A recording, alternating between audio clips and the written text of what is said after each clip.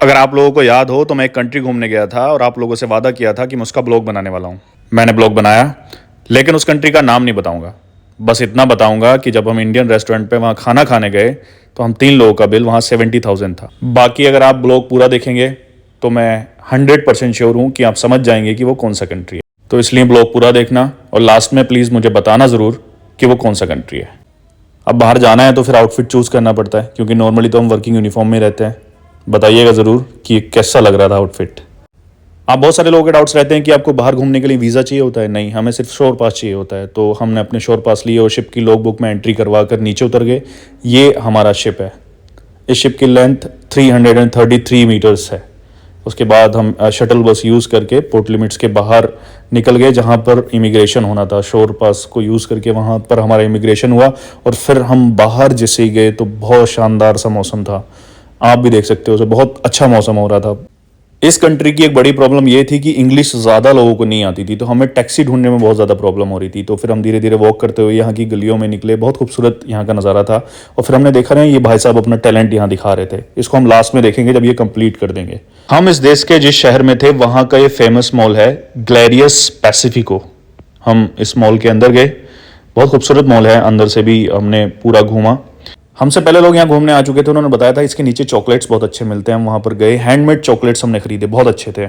उसके बाद फिर से हम इस मॉल से बाहर आ गए और बहुत खूबसूरत यहाँ का नज़ारा था। शाम का वक्त था। बहुत ज़्यादा लेट तक यहाँ पर शॉप्स या मॉल्स ओपन नहीं रहते हैं, तो हमें जो भी करना था जल्दी करना था। और हमारा मेन जो मकसद था वो ये था इंडियन रेस्टोरेंट पर इंडियन फूड खाना। जब हम वॉक कर रहे थे ना, हमें दूर से एक मोनूमेंट दिखा। मैंने बोला यार, ये तो इस देश का बुर्ज खलीफा जैसा लग रहा है। फिर हम पास गए, फिर हमने पास से देखा, काफ़ी खूबसूरत लग रहा था और यहाँ का नज़ारा आसपास का बहुत अच्छा था। फिर हमें ये साहब मिले जो अपनी फैमिली के साथ थे। इनका बच्चा भी था और ये सुपर हीरो का कॉस्ट्यूम पहने हुए थे, अपनी फैमिली को सपोर्ट कर रहे थे। लोग इनके साथ सेल्फीज खिंचवाते थे, इनको $1-2 दे जाते थे। उसके बाद फाइनली हमें इंडियन रेस्टोरेंट मिल गया। हमने वहाँ 3 महीने बाद इंडियन फूड खाया, पेट भर के, जितना हमसे खाया गया उतना खाया। उसके बाद जब बिल आया तो बिल था 76,550 रुपीज़। नहीं था, उस देश की करेंसी थी।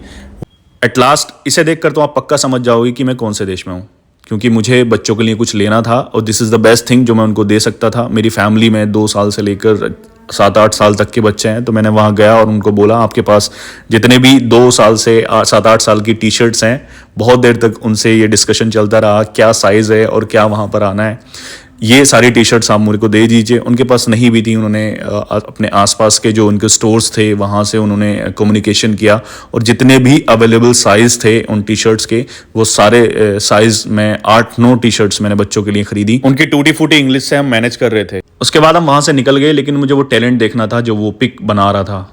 ये वो पिक थी कंप्लीट। तो फिर बताइए कौन सा कंट्री है? ऐसे बहुत सारे कंट्रीज़ हम घूमते हैं। अगर आप ब्लॉग पसंद करेंगे या फिर कुछ चेंजेस चाहिए ब्लॉग में, प्लीज़ बताना, उसी हिसाब से ब्लॉग बनाएंगे।